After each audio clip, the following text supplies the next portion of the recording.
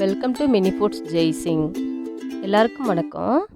இன்றைக்கி நம்ம ரொம்பவே ட்ரெடிஷ்னலான ஒரு ரெசிபி தாங்க பார்க்க போகிறோம். போளி தாங்க அது. இதில் தேங்காய் போளி, பருப்பு போளி 2 வகை இருக்குது. நம்ம இப்போ செய்ய போகிறது பருப்பு போளி ரெசிபி தாங்க. ரொம்பவே சூப்பராக இருக்கும். நல்லா அந்த ஸ்டஃபிங் வந்துட்டு உள்ளெல்லாம் நல்லா போய் நல்லா டேஸ்டியாக இருக்கும் சாப்பிட்றதுக்கு. வாங்க வீடியோக்குள்ளே போகலாம். ஒரு பவுலில் 1 கப் அளவுக்கு மைதா மாவு எடுத்துருக்குறேன். கொஞ்சமாக மஞ்சள் தூள் ஆட் பண்ணிக்கலாம் கலருக்காக வேண்டி. கொஞ்சமாக உப்பு ஆட் பண்ணிக்கலாம். எல்லாத்தையும் கலந்து விட்டுருங்க. நல்லா தண்ணி கொஞ்சம் கொஞ்சமாக ஆட் பண்ணி மாவு பிசைஞ்சுக்கிற போகிறோம். ஃபுல்லாக ஊற்றிடக்கூடாதுங்க. கொஞ்சம் கொஞ்சமாக ஊற்றி மாவு பிசைஞ்சுக்கிறோம். நம்ம பிசைஞ்சு வச்ச மாவு வந்துட்டு இது போல் சப்பாத்தி மாவு பதத்துக்கு இருக்கிற மாதிரி பார்த்துக்கோங்க. இப்போ இது போல் ஒரு 3 ஸ்பூன் எண்ணெய் ஆட் பண்ணி அந்த எண்ணெயிலேயே இந்த மாவு நல்லா ஊறணுங்க. அப்போ தான் நல்லா சாஃப்டாக இருக்கும். நம்ம வந்துட்டு அந்த போலிக்கு ஸ்டஃபிங் வச்சு தேய்க்கும் பொழுது நல்லா மாவு இழுத்து கொடுக்கும். இந்த மாவு ஒரு 3லேருந்து 4 மணி நேரம் நல்லா ஊறட்டுங்க. ஒரு மூடி போட்டு மூடி வச்சுருங்க. நல்லா ஊறட்டும். இப்போ ஒரு குக்கரில் கடலைப்பருப்பு 3/4 கப் அளவுக்கு கடலைப்பருப்பு எடுத்துக்கிறேன். அதில் 1/2 கப் அளவுக்கு தண்ணி ஊற்றி 4 விசில் விட்டுக்கிறேன். 4லேருந்து 5 விசில் கூட விட்டுக்கிறலாம். இப்போ இதை வந்துட்டு அடுப்பில் மீடியம் ஃப்ளேமில் வச்சு ஒரு 4 விசில் விட்டுக்கிற போகிறேன். 4 விசில் விட்டு இறக்கியாச்சுங்க. பருப்பு நல்லா வெந்துருச்சு.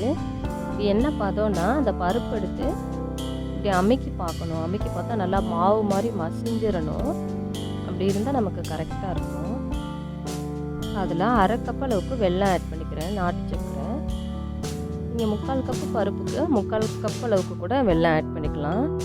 நான் 1/2 கப் ஆட் பண்ணியிருக்கிறேன். இதை நல்லா இப்படி மசிச்சு விட்டுக்கிறணும். 1 ஸ்பூன் அளவுக்கு நெய் ஆட் பண்ணிக்கிறேன் வாசனைக்காண்டி. ஒரு 4-5 ஏலக்காய் வந்துட்டு நுணுக்கி வச்சுருக்கிறத போட்டு 2 கலரி இறக்கிட்டா போதுங்க. ஸ்டஃபிங் வந்துட்டு இப்போ கொஞ்சம் நேரம் நம்ம ஆற விட்டுறணும்.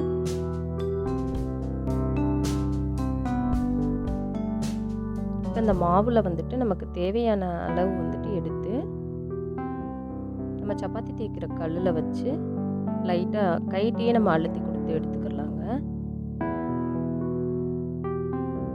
இது போல் கைட்டை அழுத்தம் கொடுத்து எடுத்துட்டு அதுக்குள்ளே நம்ம வந்துட்டு அந்த பூரணத்தை வந்துட்டு வைக்க போகிறோம்.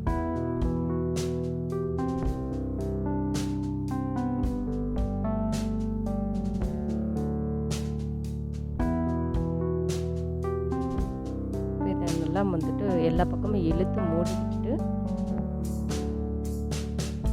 சப்பாத்தி கட்டையால் லைட்டாக தேய்ச்சி கொடுத்து போட்டு எடுத்துக்கலாம். இதே போல் முடிஞ்ச அளவுக்கு கையால் அழுத்தம் கொடுத்து விட்டுட்டு அதுக்கப்புறமா நம்ம சப்பாத்தி கட்டை வச்சு தேய்ச்சா நமக்கு நல்லா ஈஸியாக வருங்க. எந்த அளவுக்கு நமக்கு மெலிசாக தேய்க்க முடியுமோ அந்தளவுக்கு மெலிசாக தேய்ச்சிக்கிறணும். அப்போனா இன்னும் நமக்கு நல்லா சாஃப்டாக கிடைக்கும்.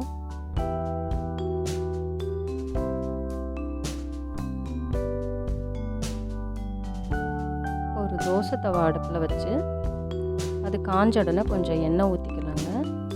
அதில் இந்த போலியை ஒன்று ஒன்றா போட்டு எடுக்கணுங்க. ஒரு 5 மினிட்ஸ் வேகட்டும்.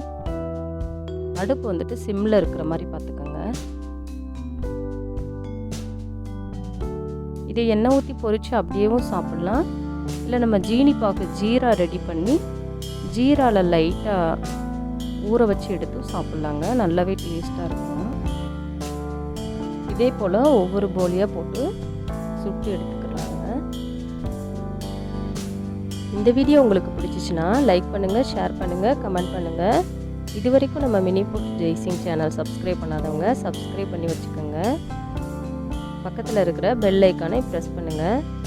தேங்க்ஸ் ஃபார் வாட்சிங்.